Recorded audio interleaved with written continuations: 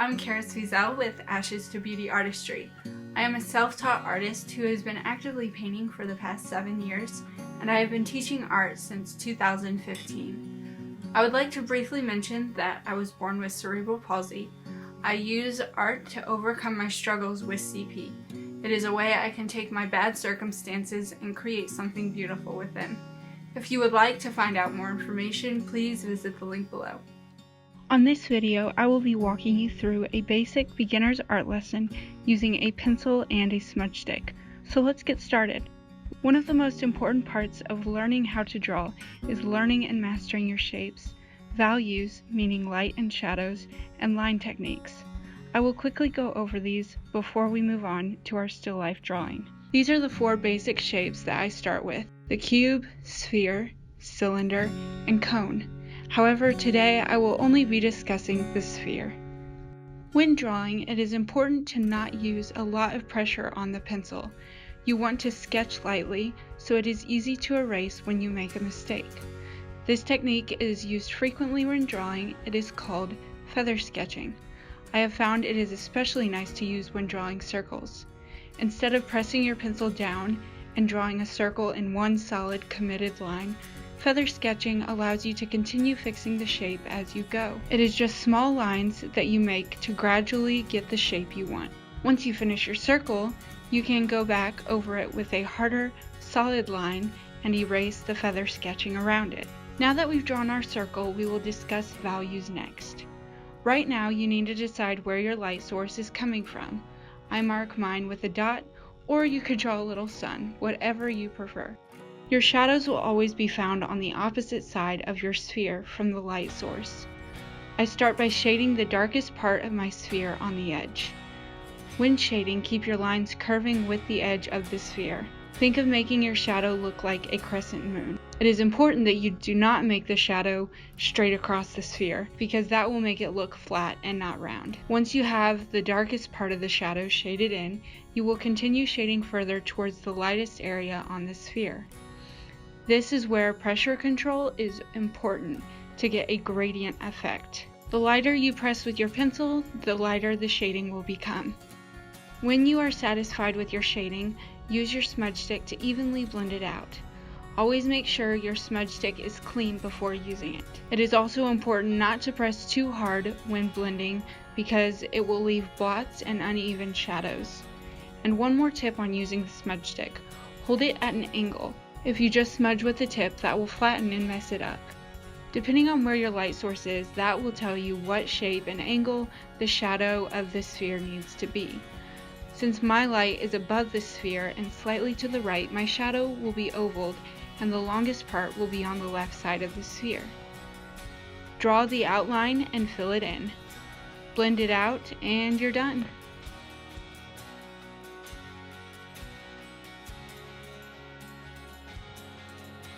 Now let us briefly talk about the line techniques. The 2 most common techniques are called hatching and cross-hatching. Hatching is often used for lighter values. The further your lines are from each other, the lighter the value. Cross-hatching is more frequently used for darker values. Scribbling is another important technique. I know, right? Who would have thought that the scribbling you did as a young child would be an important part of drawing today? Well, it is. There are many more line techniques. However, the last one I want to talk about today is stippling. This consists of only dots. Now that we understand some basic drawing skills, let's put them to practice and draw a simple still life. One of the first questions I ask my students is, what shapes do you see in this image? This might seem like an easy question at the moment, since you are only looking at a round bowl of fruit. However, this is an important question to ask yourself anytime you're drawing, no matter what you are looking at. Doing this will help train your brain to not just see the complete image, but to look for the basic structure to build off of in your drawing. For example, the basic structure of this still life would look something like this.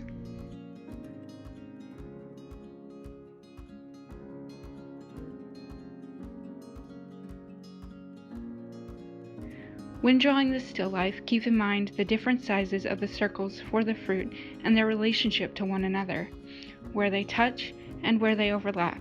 This part of exercising the brain helps the mind focus on the proportions, sizes, and location of where the fruit is instead of getting distracted with all the small details. Once we get the base drawn, then we can focus on the fun part with the details. Draw a dot where you want the top of your image to be, 2 dots on either side, and a dot at the bottom. Make sure you leave space between your dots and the edge of the paper. These are just guidelines. If you draw a little past one of your dots, that is okay.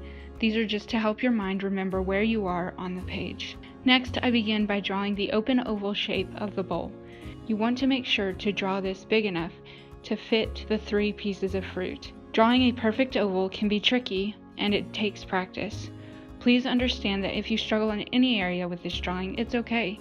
It is the struggle and the mistakes that make us better artists, because that is what we learn from. Now I'm going to draw the outline for the bottom of the bowl.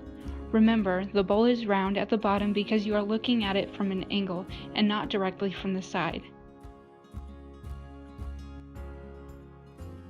See, even I still make mistakes continuously as a professional artist, and that is why we have erasers. It's just all part of the process. Here I look at where the orange on the left starts at the rim of the bowl. It curves up but does not completely touch the top of the furthest edge. Then I move on to the second orange in front of it. If it would make it easier for you, finish drawing the complete circles for these fruits. You can erase the parts that are hidden by the bowl later. The reason I am not drawing all the complete shapes is for time's sake. This second orange is about the same size as the other one, but it sits a little higher in the bowl. Now the apple is just slightly larger than the orange.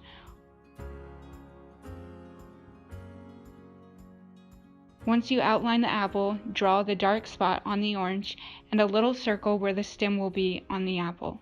As a reminder, I mark my light source with a small dot before moving on and drawing my shadow. The shadow will be slightly angled and longer on the right side. As I begin shading the inside of the bowl, I am paying attention to where the darker shadows are made by the fruit in the bowl. I start with the darkest values and work my way to the lightest. Since I am using a smudge stick, I am not as concerned about how nice my shading looks at the moment. It is still important though to keep your lines and shading even and close together. That will make it easier to blend later. The shadow cast by the apple starts where the orange meets the edge of the bowl, then it gradually curves into the side of the apple. This shadow will be the darkest value inside the bowl, so you will want to press hard with your pencil to get that dark shading. Just don't break your pencil while you're doing it. Once you fill in the shadow, gently soften the edge so it is not such a hard line. Moving on to the bottom of the bowl, I will begin by drawing the outline of the darkest shadow. You want to remember that this bowl is glass, so it will not be an even gradient shadow because it is reflecting light and other things around it. The shadow curves and angles up towards the right side. After filling it in, I will move on to my next darkest value. This shadow is more of a reflection. Right now I am just drawing the shape of the reflection before shading it in. Remember, this shadow is not going to be as dark as the first one we shaded.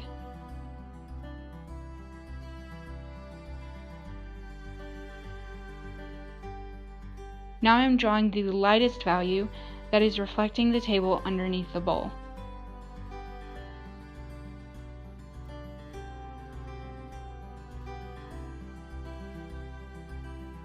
When everything has been filled in, use your smudge stick to blend it out. Again, make sure your smudge stick is clean before using it. I have a test paper next to me where I wipe the smudge stick until the lead is smudged off before using it on my drawing. As you can see, blending it will often lighten the shadows, but that's okay, we will come back later and darken them again. Once we get a smooth blended background, we can go back in and darken up the shadows.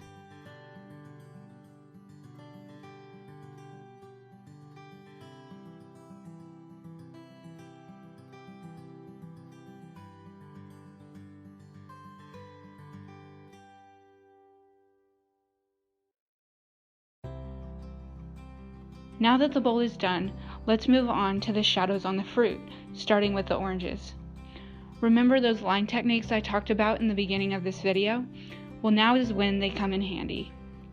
These oranges are not smooth, and have a very textured skin, so we will be using the scribbling technique. It is important that you keep your scribbles small and curved with the fruit, similar to what we did when shading in the sphere earlier. Be careful not to make your oranges too dark. If it helps, mark the lightest area on the orange with a light dot as a reminder. The right side of this orange is going to be the darkest, but it quickly lightens as it gets closer to the middle.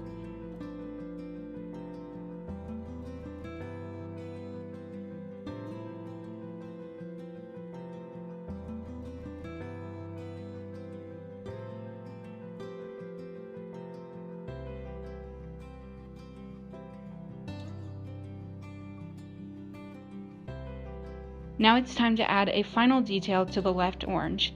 Fill in that dark spot and shade the lines coming out from it. It's important to notice that the apple is a different texture than the oranges. Unlike the oranges, the apple is smooth. Also notice the direction the markings and lines are going on the apple. They run up along the sides of the apple and then curve down into that circle where the stem will be. Like the orange, the right bottom side of the apple will be the darkest. Next, draw the stem sticking out from the circle. It will be a little wider at the top and thinner at the bottom. Like I said before, these markings will be curving in towards the stem. Before shading too much, draw the outline of the yellow spot on the fruit and then the curved highlight from the light. Be sure not to shade in that area later.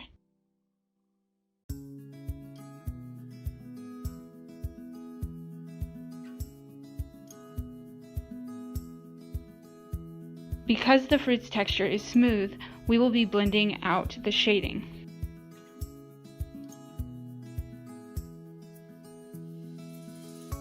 Now that we have a smooth background to work with, we can go back and fill in the details. Notice which areas have darker values than others.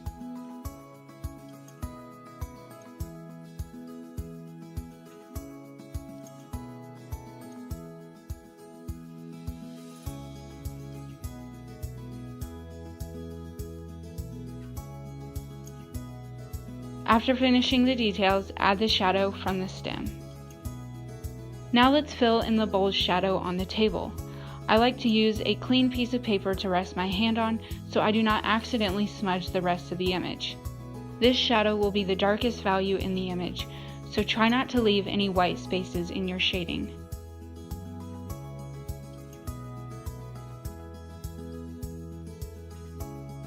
Blend it out with your smudge stick, then go around the edges to soften the hard line of the shadow just a little bit.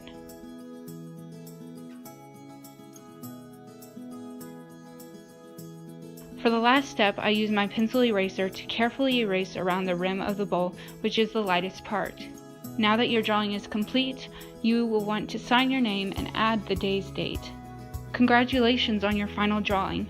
I hope you keep practicing what you have learned today. Great art is not something that is easily learned, but with time, determination, and practice, it is possible. I appreciate you taking the time to watch this video. Like I said before, if you would like to find out more information or contact me, please visit my website link. Thank you so much.